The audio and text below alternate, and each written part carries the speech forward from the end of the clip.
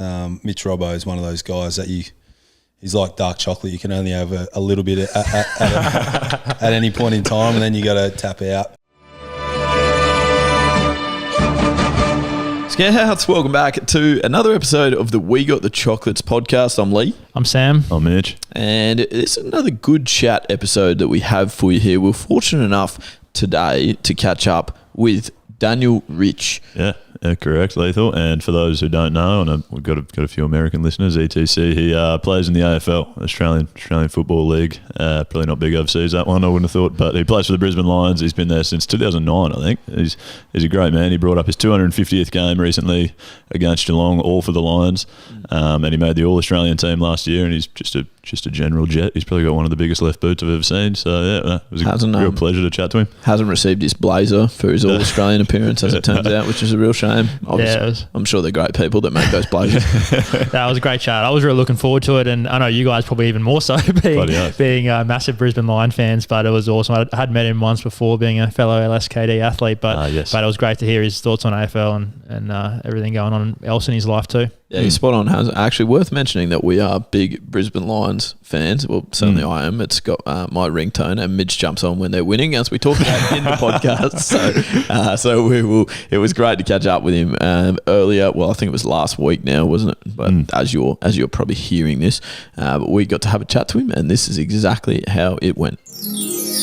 Okay. Daniel, thank you so much for joining us on the We Got the Chocolates podcast, mate. It's a pleasure to have you here, one that we've been incredibly excited about, I must say. So thanks so much for coming around. My pleasure. I'm looking forward to it. Absolutely. And the Lions, mate, they are flying at the moment. Genuinely, we're third on the table. It's a couple of surprise packets up there, actually, which we might talk about at some stage. The Freo Dockers, where the heck did they come from? But Lions sitting pretty. Oh, mate, it's one of those things where you want to start the season well. And not this time last year, but we were 3-1 the other way. Now we're 5-1, so it's always good to be ahead of the ledger, and that was kind of the focus heading into the season. So we're not playing our best. We were a little bit better on the weekend, but I suppose it's a positive that we're winning games, even though we're not really at our best. But at the same time, we're a pretty good team now, so teams are going to come after you and chase you a bit harder, as we did when we were a younger kind of developing team. Seems to be a pretty challenging matchup on the weekend too. Another team with 5-1, fourth place, Sydney. So be a tough one for you guys. Yeah, they're flying. They're doing really well. They've got, in a way, a pretty kind of similar list to us. They're still young, but they've got obviously a lot of good players as well. So it's one that we're looking forward to. They're the games you really look forward to especially as an older player. You love those challenges and a team who's in a similar position. So even though it's not the pointy end of the season, these games are just as important. Yeah, and it's awesome to see you guys obviously winning games, mate. It must be pretty good, pretty positive vibe around the group and stuff, I take it. Yeah, I've been on the other side of it, where, as you're all probably aware, I've kind of seen it all. So wins are gold. Yeah, absolutely. There would have been some tough years. Dan, you were from WA when you originally, and that's where you grew up, and all your junior footy and stuff there. Yeah, I was lucky. Obviously, in WA, I played at Subiaco, which is a level under the AFL and the Waffle, and I was basically in a team that was full of very good players, and I was just a young fella who was lucky to get some games and go along for the ride. Won 2 premierships. So I was, looked after very well. But yeah, I owe a lot to a lot of those guys who kind of put their arm on my shoulder and ferried me along the way. Any other players that you played with over there that went on to play AFL or had careers in footy?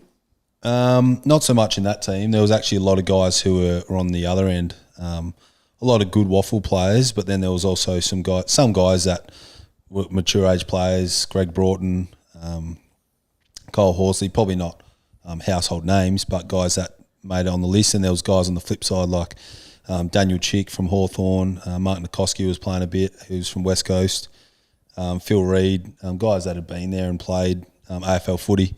We're playing for us, so we had a pretty good team. And now you just racked up your 250th game for the Brisbane Lions, which is awesome. But early on in your career, were you thinking, yeah, I've got in the draft with Brisbane, but one day I might go back and play over in WA for a team over there? What were your thoughts there? Oh, you're probably not thinking that at the time. At the time, you're like, gee, I'm lucky to be on a list. I'm pumped. I'm living my dream. I'm doing this and that. And I played every game in my first season, which was awesome. Got to travel every second weekend pretty much and be able to play with guys like Jonathan Brown, Luke Power, Simon Black. So I was like, gee, this is pretty good. Yeah. Is that something you expect? Like when you get drafted, are you thinking? Did you think you're like, through the preseason? Do you think I'm probably playing first game, or did you think I might not make the first full team there? Oh, I think early days you're probably thinking it's like going from grade 7 to grade 8 or grade 5 to grade 6, however it is these days. At primary school to high school, you're like, I'm little fish now. So, but it gets along in the preseason when you start playing a few intra-club games and you get picked in the A team and you think, it could be a chance here for round one, and next thing, you're playing round one and the season rolls on. But, gee, that was a long time ago. That first season, though, you made finals that year, wasn't it? That 2009? Yeah. We finished 6th. So it was a pretty good year. Played a couple of finals. Then she went downhill from there. Yeah, right. That's I like the draft concept. I love so much. Like, I reckon it's awesome, and for like you said, like a kid like you that gets to go, and then even now you're at like the probably the second half of your career. I think it's pretty fair to say. Is That's been generous. You see guys like Cam Rayner come to the club, and Devin Robertson, who's the most recent one, he hurt his ankle on the weekend. Kyle Lohman as well. So you actually, I reckon it's just such an awesome thing. But then you often see heaps of these, I guess, kids. It's been common to see people want to go home at stages, and then that's probably something that hurt the Lions. I think it's fair to say earlier in your career definitely was your ability to just retain players that had come from interstate. Yeah, I think there's a lot of factors obviously that go into that. There's obviously partly the individual circumstances, whatever it might be, teams not doing well. A whole variety of things that players might want to get out the door for. But I'm pretty, to be honest, proud of myself that I've kind of stuck fat through that and kind of come out the other side, because it's made the last few years especially a lot sweeter, and we're in a pretty exciting position moving forward too. Have you got anyone that played in that first year with you that are still around the club, or is it a brand new setup? You're the only one left standing there now. Yeah, I've seen a lot of people come and go. I think there's definitely no one in my draft. There's no one in the draft after mine. And I think there's Ryan Lester's the draft after that. So he's probably the closest in terms of draft age. So I've seen a lot of players come and go, and staff and coaches as well. Do you still feel like you feel like one of the older guys now? I mean, I've been with the Queensland Bulls squad for a while now, but I still feel like young at heart, young guy in the squad. I don't know why, but do you feel like you're the oldest guy in the squad, or you feel like you're young at heart with those young guys coming up? Depends which day you ask me, I reckon. No, you definitely feel younger hanging around some of the boys. But I like a bit of a laugh as much as anyone. Yeah. There's some guys that are younger than me that are a lot more serious than me, and we let them know about it. But it's great. It's so good to be able to walk in the doors every day and do what I do and be able to hang out with 46, 47 of us. So it's always someone around for a laugh. No, beautiful. Can you give us a bit of insight into that? I suppose the whole point of our sort of show is we are all sort of sports nuffies, and we try and bring the locker room to your lounge room is what we're doing. Who are some guys around the Brisbane Lions change room that are a bit of a larrikin, I guess, and have you got any good stories? There's a few. There's definitely a few. Mitch Robinson, Charlie Cameron, a couple that spring to mind. Okay. For different reasons. Mitch Robbo is one of those guys that he's like dark chocolate. You can only have a little bit at any point in time, and then you got to tap out. But Charlie's always full of energy. He's great fun. Yeah. But that's the good thing, as I said before. There's so many different, I suppose, characters, and I love it. So you had a bit of a scuffle with Robbo before he came to the Lions when you were playing against him on the field. Did he say something to get under your skin? Is that did he annoy you on the field too? Post on your Instagram. I think he knocked over one of Mitch Clark, who used to play with us, I think it was. He knocked over here and I came in, or Matt Cruiser or someone. It was almost turned into a little 2-on-2. But I stir him up all the time. He reckons I took the rising star off him in round one of our first year, like nomination or whatever it was. And but he had that bit of a scuffle at the big day out, which I stir him up about all the time back in the day. And he's had a couple of fights along the way, but I let him know that I won that one. He seems like a fiery bloke on the field, isn't he? Yeah. Doesn't mind getting into a scuffle. I wouldn't like fighting him.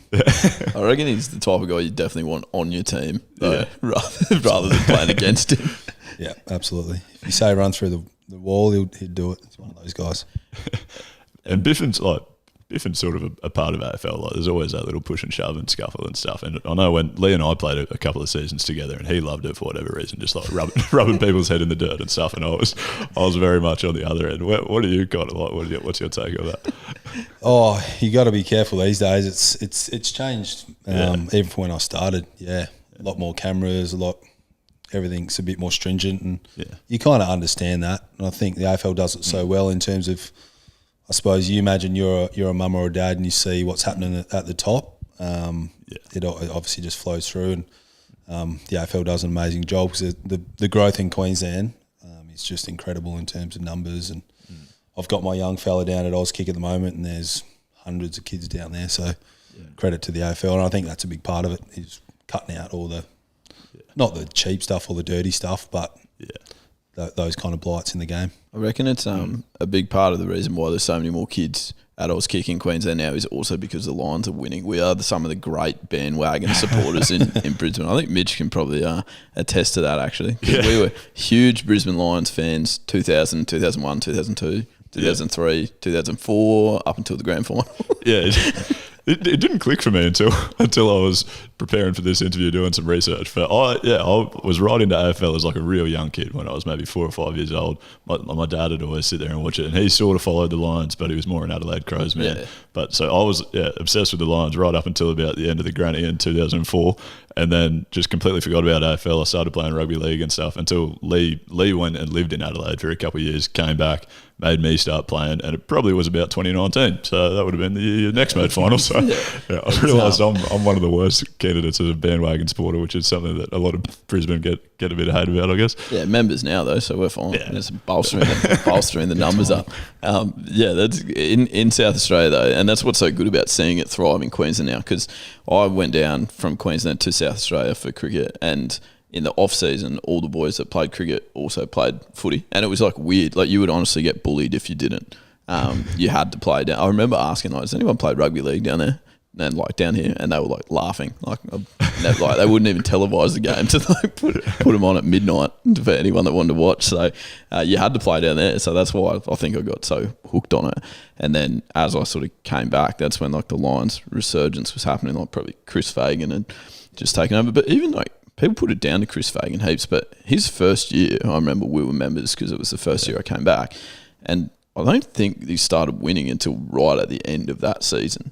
And he was going into every press conference going like, yeah, but we improved in this area. He'd always walk in with these little sheets of paper and go, but what about these stats, these centre clearances? We've improved in this. And he sort of like brought you along, like as a fan, he brought you along for the journey going like, oh, they actually are getting better. Yeah. And then, and like, it's been such a cool transition to watch, I reckon. Yeah, he's one of those coaches. I kind of remember those days pretty clearly because we weren't winning, as you said, we weren't winning a lot, but you'd still enjoy kind of walking through the doors on a Monday thinking, oh, you knew that Fags was going to, yes, there'd be some stuff that we can work on, but he'd put a bit of a positive spin, and he'd always say, we don't lose, we learn, which is something I'd never heard before, but it's so true.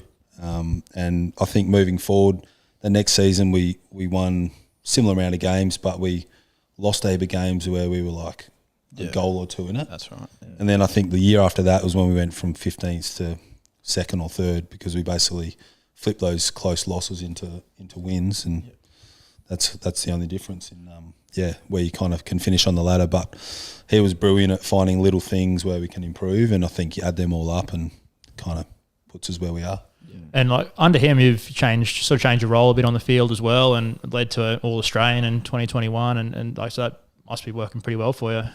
It was. Yeah, well, it was credit to him. One of the first things he did when he arrived at the Lions was he caught up with every single person face to face upstairs at the Gabba, and basically one meeting could have been for 10 minutes, one could have been for an hour. So it was a lot of time on his end. And at the end of it, and during that, he basically said to me, mate, I think your best footy's ahead of you, which is something I'd never heard before. That was kind of 5-6 years ago. So it was exciting. And then at that point, I was still playing midfield. Played a couple of games midfield, and then got flicked down back. Kind of 3 or 4 games into his first year, I think it was, and then haven't really changed since. And credit to him. It's obviously something that he's seen done in the past with guys like Luke Hodge and Sam Mitchell, Burgoyne, Lewis, guys that are obviously very good players. So I was all on board. And from the outside, like it looks like you sort of thrive down back, I guess, and like you're playing better footy, I suppose, down there. Does it feel like that for you as well? Is there something about playing in the back that makes you so much better down there, I guess? Is that? Yeah, I really enjoy it back there. You get obviously a different look from behind the ball. Yeah. It's obviously something that I'm quite comfortable with, but I didn't really play there a lot in juniors or anything. So, but in hindsight, it's probably the thing that's, I suppose, gave my career some longevity and probably added some consistency week in, week out. That was what I was chasing. Yeah. As we all know, being a sportsman, you don't want to be really good one week and then you're shocking the next week. If you can level it out and be quite good, then that's what, especially as an elite player, that's what you want to do. You don't want to have highs and lows, but I've loved it back there.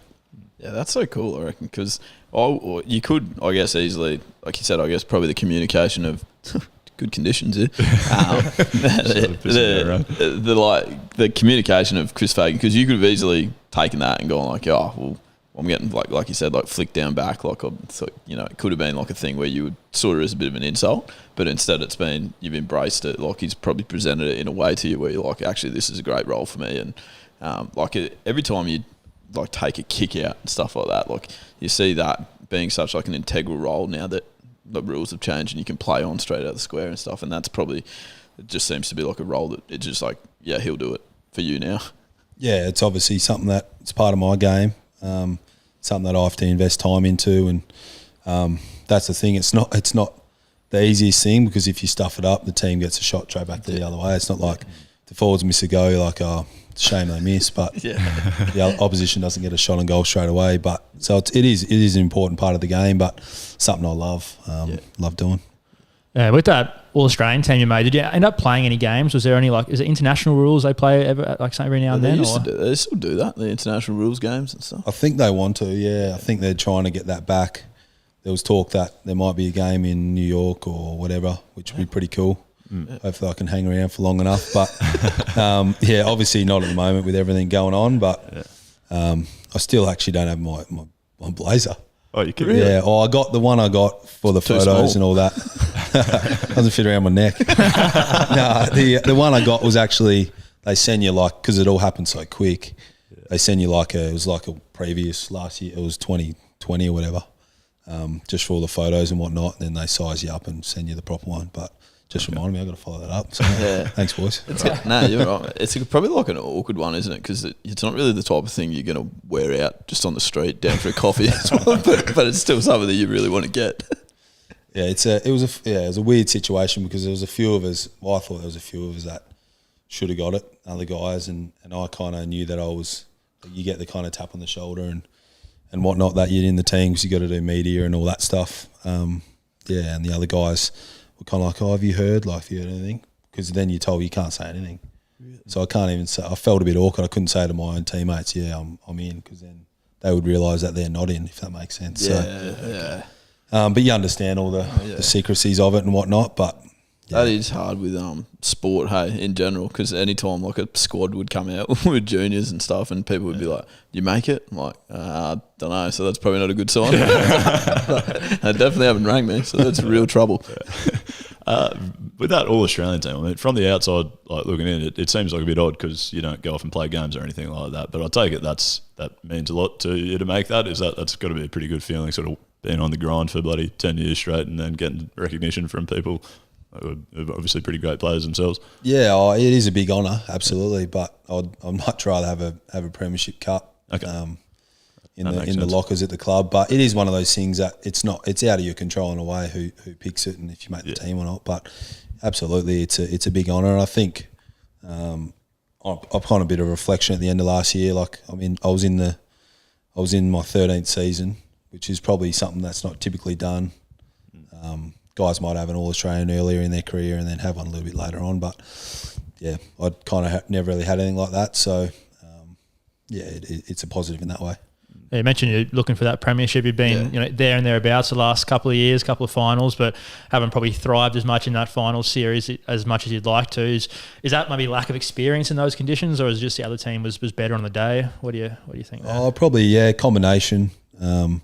Those big games, there's a lot of moments where you need to be on, and I suppose hindsight, we're still learning to do that, but I think we're in a great position to be able to hopefully, I suppose, get to the finals as a first step in a good position and then almost start another season at that point in time.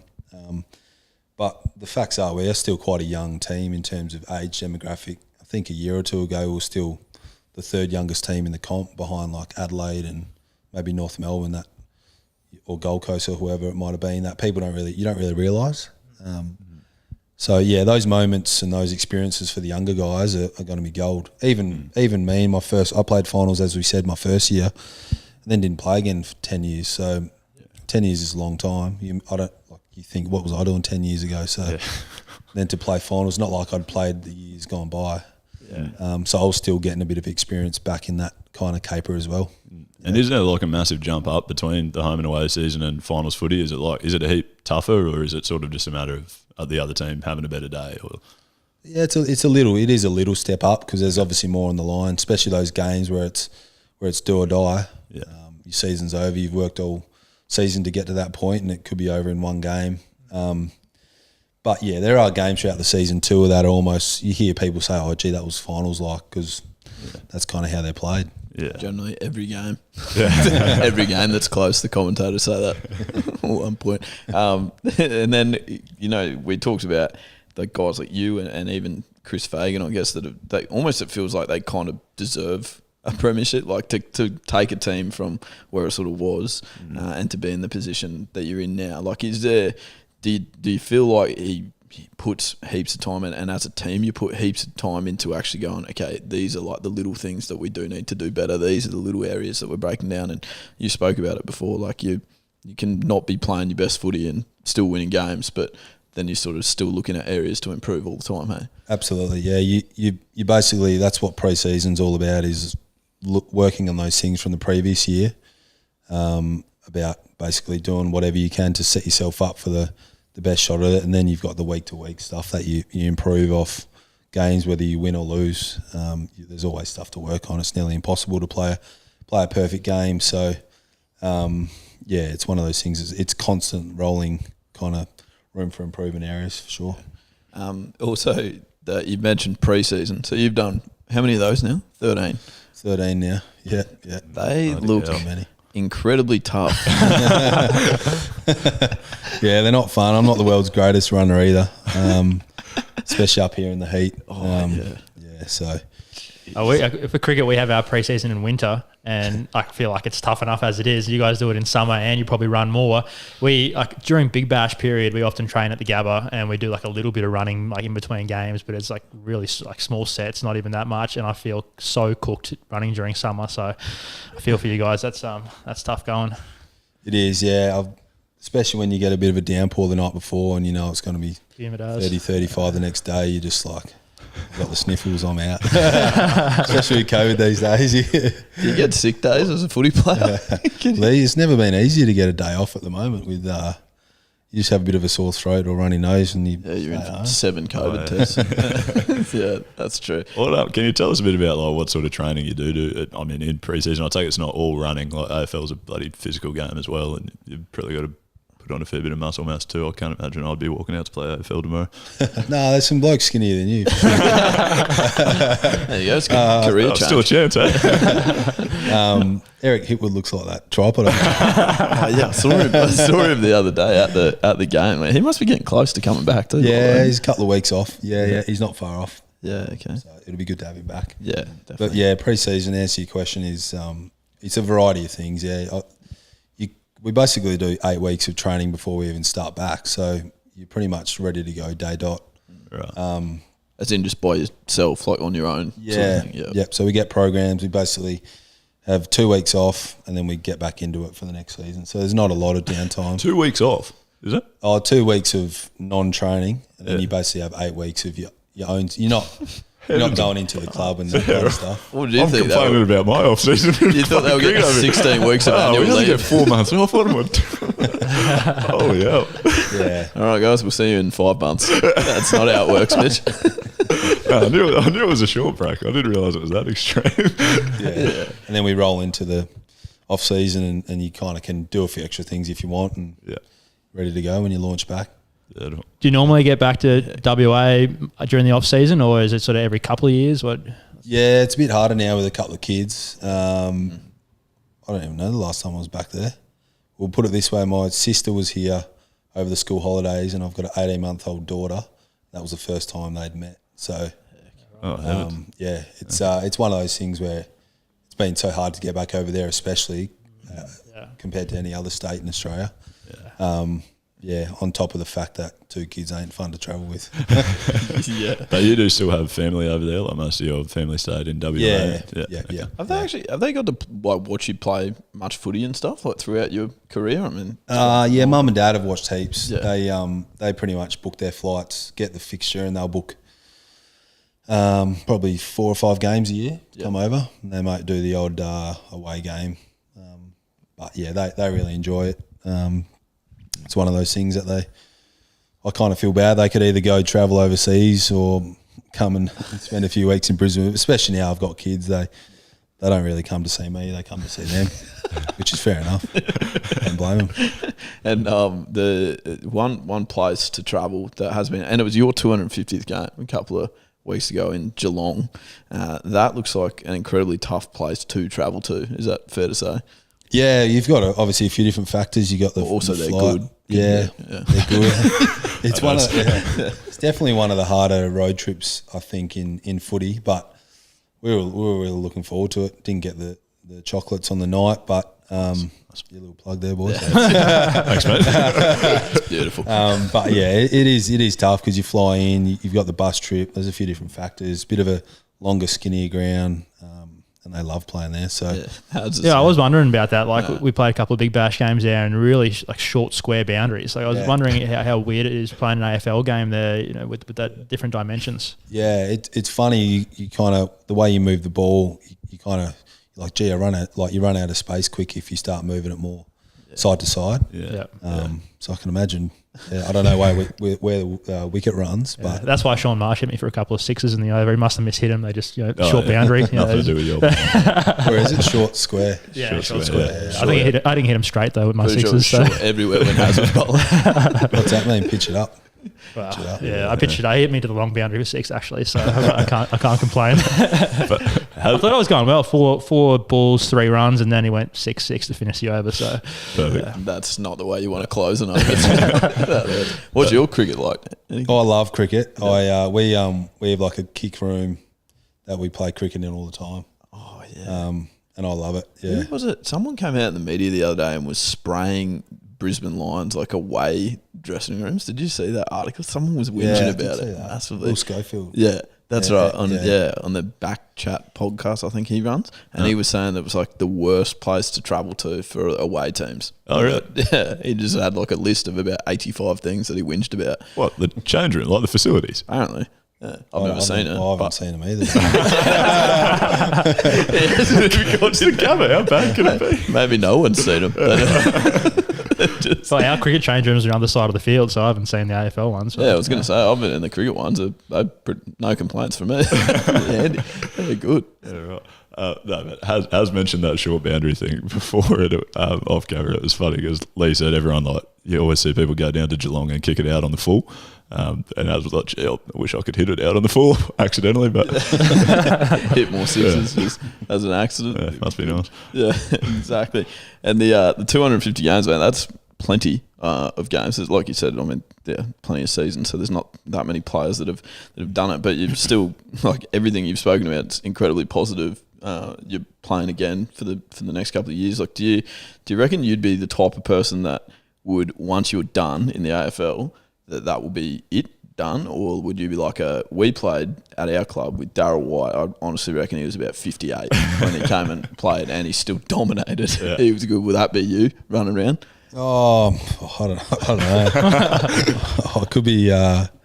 I could be rolling around by then, but I don't know. I wouldn't rule it out just to, I suppose, play a couple of games here and there, especially in Queensland. You could play for, I don't know, say like a Sunny Coast team or a Gold Coast team. And Alex Hill's Bombers. Yeah, you get you down. Your son will probably make it. You never know. I couldn't tell you. Yeah. Probably not, to be honest.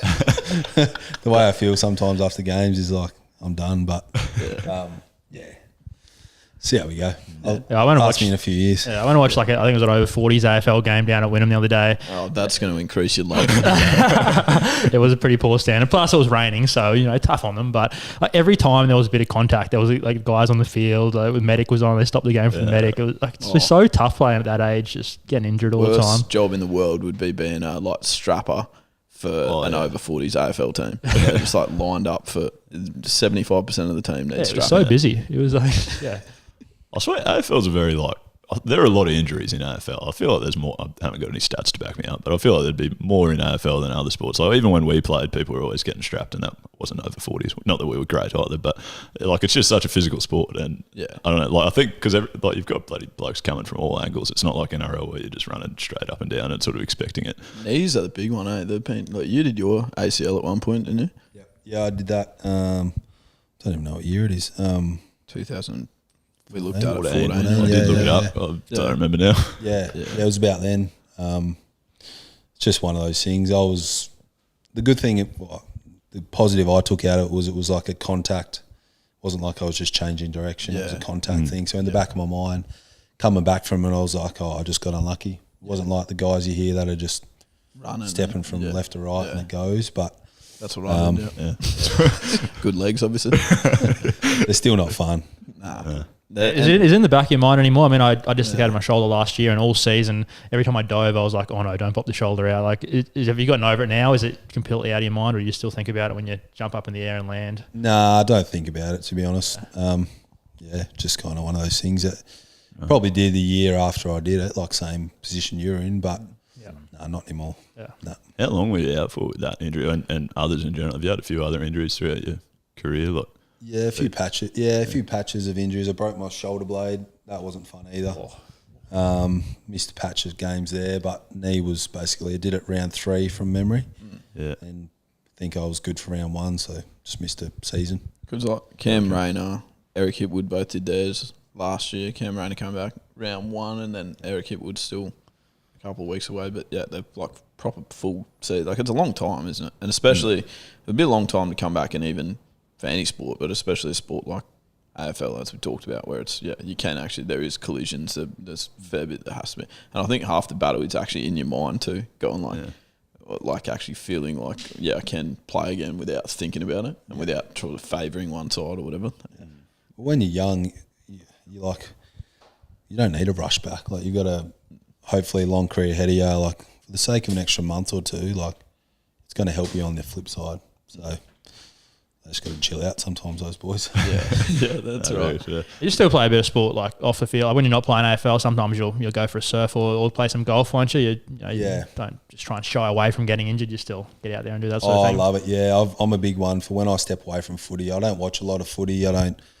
I don't watch much cricket either. So there is a lot of you about that answer. But I love my golf and surfing. Probably a bit more golf at the moment, just because it's a bit easier. Have to drive an hour to get in the water with kids and all that stuff. But having a game tomorrow, which would be good. And I try to get out once a week, but I'm busy with a bit of study and a few other courses and that as well. So life's chockers. May as well tell us a bit about that, what you're studying and what else do you do outside of footy? Yeah, so I've had a bit of a switch this year actually. Or started last trimester 3 last year. I've switched to high school sport teaching and psychology. With a goal to hopefully one day be a head of sport at a school or something like that. Whereas in years gone by, I've done property and marketing and that kind of stuff, which I still have a big interest for. But I've realised I don't need the degree to, I suppose, do what I want to do in that area. Where I potentially might have a bit more of a love to be a sport teacher out of high school and I suppose give back and have a bit of a different lifestyle. Yeah. Absolutely. Cool. With the golf, has that really taken off over the last few years? And I feel like you follow Storm players on rugby league, and so they're all playing golf too. Like all the football codes, all the players are playing golf. I mean, a lot of cricketers have always played golf because it's a similar sport, but it's very different to football. But there seems to be a lot of good football players who play golf. It's a funny one. It's going bananas at the club at the moment. Yeah. We've actually got a jacket that we play for. Well, that's probably where your blazer went. I actually won. We had a jacket. Just ripped the patch off. No, the jacket.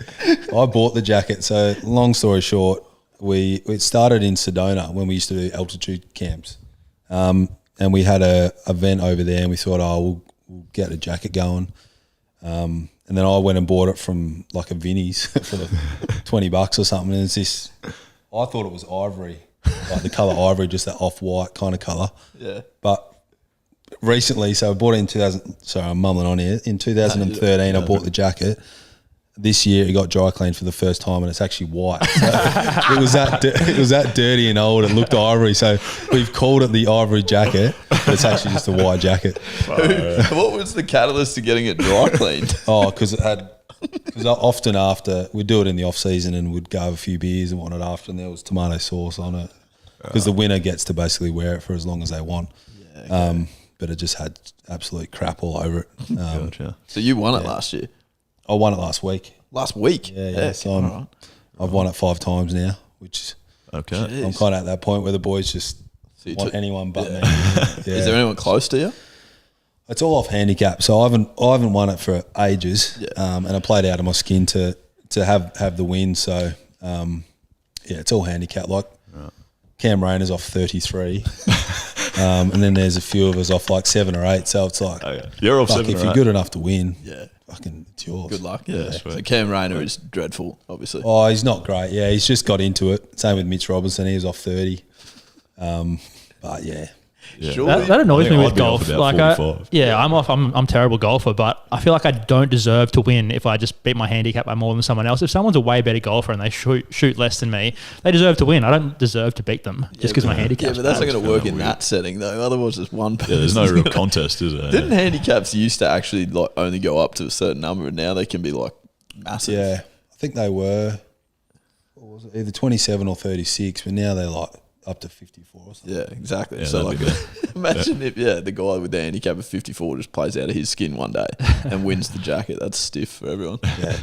No, when you're playing off 54, just don't worry about it. Play Tiger Woods. You can play on PlayStation. That's it. Yeah, like, I take it you obviously enjoy golf because you keep going back, but like the couple of times I've played, I found it the most frustrating sport ever because you hit like one shot that's all right and then another that's a stinker, and I sort of hate that, but I've always thought, but even if I got better at golf, I'd still find it frustrating because I'd just miss my target by less, and I'd find that more frustrating because I'd want to be more accurate. But I take it. Like, do you find it a frustrating sport, or you haven't really?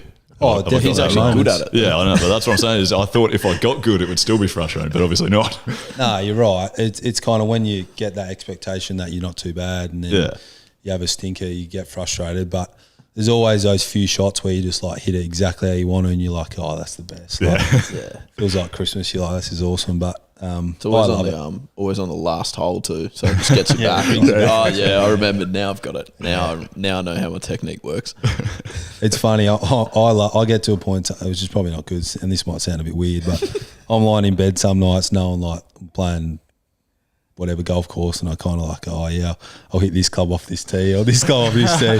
I love it. It's kind of, I don't know, it's my kind of outlet and away from footy. Yeah. Right. When you got a busy life, it's pretty important to have those things, I think. Yeah. Do you find yourself like shadow golf swinging? We do that a bit with cricket. Well, I don't know if we do it, but I do it. Like where I'll find something that just sort of resembles it. Michael does it actually. It's probably the worst out of anyone. And he'll find something that like resembles a cricket bat and just start shadow batting like shots that he would have played and stuff. Do that. A little bit, yeah. If we do like, if you're in the gym, we've got a few things with like broomstick warm up. There's always someone in the room like having a bit of a swing with it, or boys are always joking around to the gym coach, is this going to help me with my golf swing and stuff like that? But the boys love it. It's getting bigger and bigger and bigger. That's so good. Yeah. It got like, in comparison to footy, golf's a very individual sport. Like, obviously in footy, you've got 47 of your bloody closest mates around you, I suppose. Do you often play go out and play by yourself and enjoy a bit of alone time, or do you just get a group of mates and have a few beers with? Always with the boys. Yeah, right. I play every now and then. I'm an ambassador at Nudgy as well, and I love every now and then just chucking myself in with 3 of the members there that I've never even met, and just going out and having a game, which is something I enjoy. You meet new people, and you can basically, as long as they don't talk your head off about footy for 4 hours, then it's all right. But it's good just to get away, and especially in the off season, even walk 18 holes, and because this time of year I'm not walking. Yeah. An old actually on that, an old teaching mate of mine used to say that golf is a social game. Either that's a misconception. Golf should be a social game. So much to the point where he would say that he would let people through if there was a group of 2. Like, so if they were in a group of 4, he'd let people through if they were a group of 2, but he would never let through someone that was by themselves. Because he was like, nah, golf's a social game. You should have a friend and not come through. Good theory. Yeah, I like that. Yeah, I don't mind that. Also, with your, we talked about like shadow batting with golf swing, with your actual kicking like that. I remember when you first came on, I would have been young, but when you first came into the AFL, like that was like the thing that everyone frothed, was like you bombing goals from 70 metres out, centre square sort of stuff. Could you always kick it way further than everyone when you were growing up, or like did anyone teach you how to kick? Because no one's taught us. Yeah, no. Still stink. I need to go see him if I want to play another game of footy. Yeah. Not really. I think it was one of those things where I just had it'd be like you guys with the cricket bat or a ball, or just had it in my hands all the time. I'd go down after school and kick the footy, and it was probably, I got to a point where I was trying to nearly kick it too hard and it wasn't going as far. So it's kind of, you just peel it back a bit and it goes just as far, if not further, more accurate. And it's just kind of become one of my strengths over time. It's no different to any sport. It's all about the timing. Golf's a perfect example. Cricket, especially batting, would be the exact same, I'd imagine. So it's something that I've kind of built on and have to work on. But I feel like I'm at a point now where I can basically, I'll kick a footy and I'll know straight away what's happened. Yeah, okay. In terms of ball, could be ball drop, position on my foot, whole variety of things, which you learn over time and just kicking footies. Are you a big thinker about, because like with my batting, and actually I'm quite embarrassed to tell the story, but there's like a video on YouTube that was how to kick a drop punt in AFL, but it's like a proper one that got done. I think Gary Lyon voiced it over, and you as like a young player were in it, like one of the kicks that they were analysing and demonstrating. And I used to, like, when I was actually trying to get good at footy for those couple of years, I used to like freeze it on like as you were dropping the ball and try and work out like how you held it and stuff like that. And Haz can attest it. With cricket, I'm terrible. Like I hold the bat a different way every net session, trying to work out what the magic pill is. How do you hold it, Haz? How do you hold it? Show me. Yeah. Do you do any of that? It's a funny one. I reckon if someone said, how do you, like, I couldn't describe it, but I'd feel more comfortable saying, right, let's go have a kick, and I'd just watch like you kick the ball. Yeah. And then be like, I try this or try that, as opposed to saying, no, you got to hop, like, you know. Yeah. It's funny. I'm doing a coaching course at the moment, and the guy that runs it is a kicking coach. He's like an old coach that he's written a book on goal kicking and whatnot. And he was telling a story last night that guy down in Geelong Way was holding. So you imagine you're holding a footy with the laces facing towards you, like holding it just on the side, laces facing towards you. As you go to kick the ball, flips the ball. No. Like, so the laces end up facing out, then he kicks the ball. And there was a few people looked over at Dave and it was like, you're going to fix that? And he was like, the bloke was flushing it. He was like, you're not, like, don't fix what isn't broken kind of thing. So everyone's different. Like, just twist the bat around in your hand before the ball's hold it backwards. I might try and hit it straight and it'll like go that way and get more runs. That's actually how the heck would you be sitting there though and go, this is the way I'm going to kick it? Like, think to even who thinks to even try that? Don't know. That bloke. Well, I was wondering that with my cricket, because I'm a batsman, sort of. I try to bat a little bit, but I was bowling in the nets this season, and every season I get roasted about my bowling action because I sort of bloody throw them like Lasith Malinka or something. I come out from right around. I have no idea how the hell I decided that felt natural of all the bowling actions. It is weird. That's what I've come up with. Don't understand. That is true. People just get strange how you do it, and just I know when we went down to that batting coach in Sydney, he was like, the great news is you're a hard worker. The bad news is you've practiced getting shitter a lot. Sweet.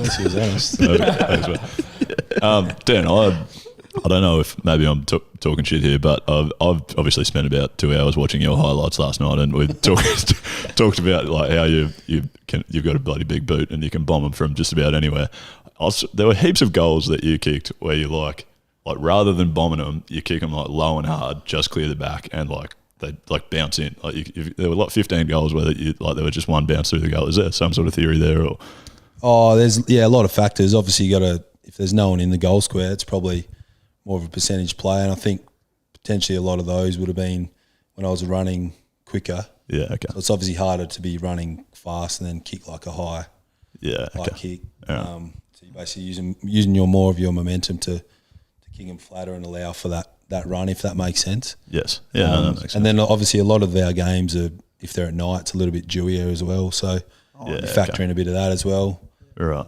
So combination of things, but it all happens pretty quick, so you got to make a pretty fast decision. Yeah, tell you what was a good one, and we were talking about this morning actually.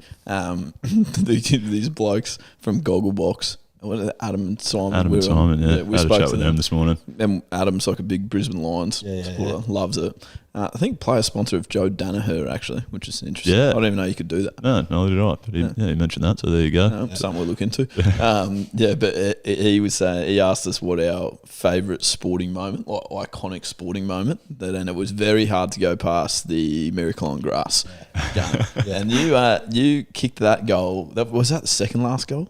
And then Ash McGrath after the siren, is that how it went? Yeah, I think that was right, wasn't it? You kicked a goal with like a minute and a half to go. Scores were level, and then they kicked it behind. Ash McGrath goal. Yeah.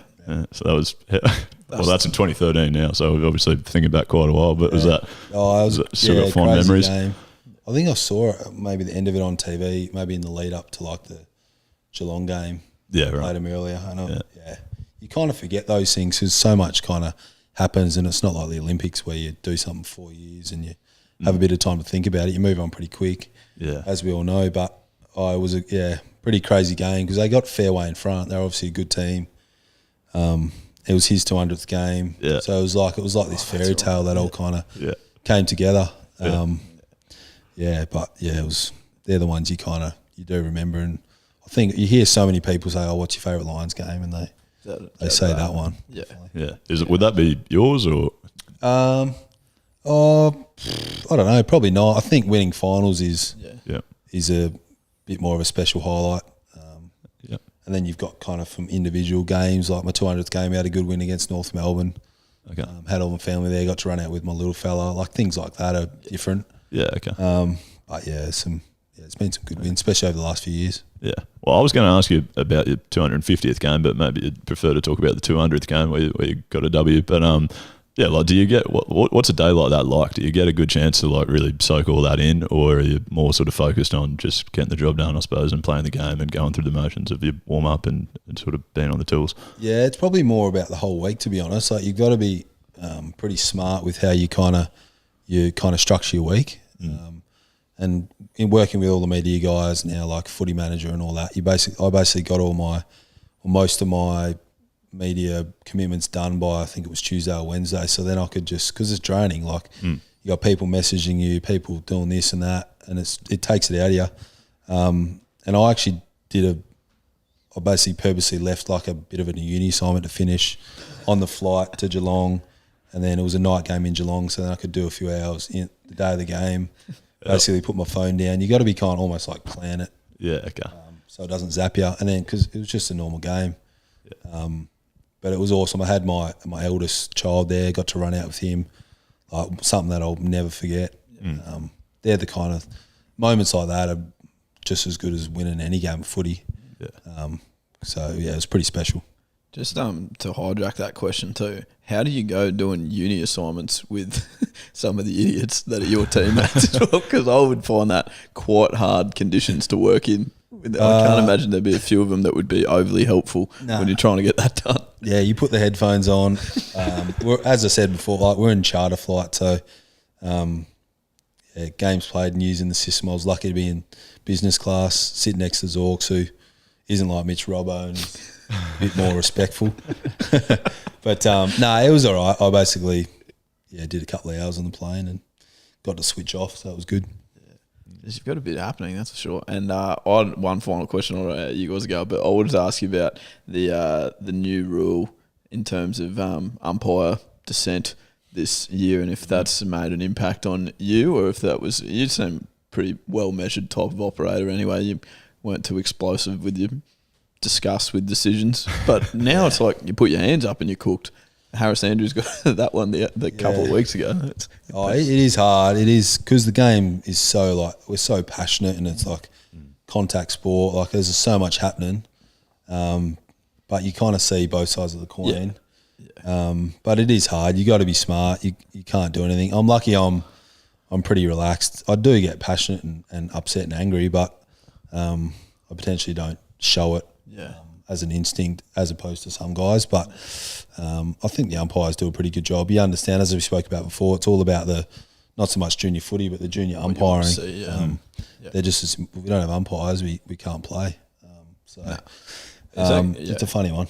You're right, because like even watching our level of footy, and it was just like it was actually like a done thing that just umpire. Like if I don't know why you would have put your hand up to umpire in our reserves and seniors football, like because you just know that you're just going to cop abuse. So it's actually like from a bigger picture, like anyone that just looks at it and sprays the AFL for making this change, like in the media, I think that's a little bit short-sighted. Yeah. If you're thinking about it as an overall like holistic approach, it actually is a change that had to happen because there would be no one signing up to be an umpire based on some of the things we've heard get yelled out at them. Yeah, and there was always a shortage of umpires too. You'd end up with players doing the boundary and stuff like that. So how does makes sense. Like cricket, like say you turn around, like you thought it was LB, can you talk around? Can you spray the umpire? Like no, they've definitely tried to crack down on that a fair bit as well in our grade cricket. Sort of still stuff. happens too much. I couldn't be an umpire in any sport. It's so hard, isn't it? So much criticism. Yeah. The hard thing is, and this is where I reckon it's where the AFL actually does kind of have it right, is that it's like it does have to be consistent. That's the hardest thing, because if you've got one umpire that in cricket, for example, like if there's one umpire that will take a bit of a spray and sort of have a joke with you, but doesn't report you, and then the next person would report you for the same thing, then it gets real murky. So that's what I kind of liked about like Brad Scott coming out and going, well, these are the rules, and the umpire, like we actually, he said like all of those should have been free kicks, and there were these examples that also should have been. Like they're actually just trying to make it like one blanket rule, and that will stamp it out eventually. No, fair. The other rule that's been talked about a bit this season is that like running through the mark. That's been plenty of people are of the opinion that that's sort of a bit too strict, and like there's been examples where like a player just sort of has next to no impact. They're just sort of cruising through. And get done 50 metres. Have you got any opinion on that? People getting crafty down where they're going like running, and then one guy the other day like pushed his opponent the other side of the mark and then ran that way, and then 50 bang, because you've got to like be tagging them directly. Yeah, it is a hard one. Like you're nearly better off just sitting on their back in a way, but I think the umpires are pretty good at seeing those like situations. You just got to kind of throw your arms up and like almost look like you're getting out of the way. As funny as it sounds, the umpires will see that and he'll be like, oh, he's making an effort to get out of there, because it all happens like so fast. And you don't know, the bloke's like sprinting, he's going to go left or right. You're not a mind reader. No, yeah, exactly. So it is a hard one, very hard one. Absolutely. Well, mate, we appreciate you coming for a chat. It's been unreal. I know you've obviously got a game of golf to prepare for tomorrow, game of footy on the weekend as well. You're in Sydney, I think, so you've got plenty coming up, big couple of days. So thank you so much for making time to make your debut on the We Got the Chocolates podcast. Yeah, thank you very much. No worries, guys. My pleasure. Yeah, hopefully get you back. Yeah, part 2. Sounds good. Bang. When you're playing at 58, we'll check in with you. A couple flags 58. under the belt. Your park footy. Thanks, mate.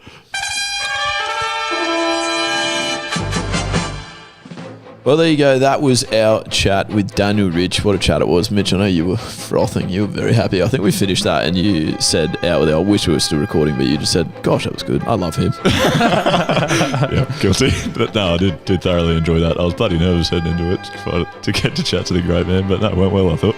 Yeah, fantastic man to speak to, and loves his golf as well. And then hopefully the Lions can break that duck and get the first premiership since 2003. Yeah, and you last supported him. Doesn't waste his time, does he? He does a lot of things and very good at a lot of things too, so it's pretty impressive. No, he's got plenty going on, so hopefully enough to get him back for a second ep. We'll see how we go. Part 2, surely. Now, if you enjoyed that episode, then there's probably a few more that you'll enjoy as well, but what we would really love you to do is get in contact with us on social media or our website, and Mitch will tell you where those are. Yeah, they're Facebook, Instagram, YouTube, Twitter, etc. All pretty stock standard. We're just We Got The Chocolates, and our website is wegotthechocolates.com.au. And if you've got anything specific for the podcast, try to get that to our email as well. hello@wegotthechocolates.com.au. Yeah, and if you can leave us a 5-star rating and review wherever you listen, that'd be awesome. Really appreciate that. And while you're listening to the episode, this one or another one, share it on your social media, tag us in it, and we'll reshare it for you. Yeah, love that. Word of mouth is the best way. Tell your friends that you listen to We Got The Chocolates. We absolutely love making this for you. Well, thank you so much for listening, and we will be back with you again this time next week. And as always, good luck in the future. And go Lions. Go Lions. We are the Pro. Well, that's the podcast. So what the hell are you still doing here? Go and get the chocolates, you marvellous beast.